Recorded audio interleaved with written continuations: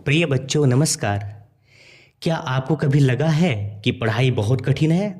लेकिन सच तो यह है कि पढ़ना उतना कठिन नहीं है जितना लोगों ने इसे बना दिया है या जितना हमने स्वयं समझ लिया है। वास्तव में पढ़ाई एक आनंदमयी प्रक्रिया है, बस ज़रूरत है तो इसे सही तरीके से करने की। देखो बच्चों, जब हमारा मन पढ़ने में नहीं लगता है तो पढ़ाई का तरीका गलत होता है, इसलिए परिणाम भी गलत ही आता है।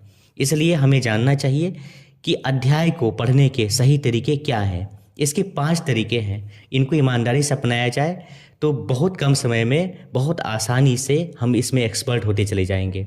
शुरू में ज़्यादा समय लगेगा, लेकिन जैसे जैसे समय बीतता जाएगा, प्रैक्टिस बढ़ता जाएगा, आप इतने अच्छे होते चले जाएंगे। तो सबसे पहला कदम है लिसनिंग एंड अंडरस्टैंडिंग प्रैक्टिस, यानी विषय को समझिए और ध्यान से पढ़िए कि उसमें क्या बताया गया है, उसके उद्देश्य क्या है। दूसरा है स्पीकिंग प्रैक्टिस, यानी समझे हुए विषय को बोलने का प्रयास करना है। इससे समझ और याददाश्त दोनों मजबूत होती है। तीसरा है रीडिंग प्रैक्टिस, यानी उसे विषय को दोबारा दोहराना चाहिए।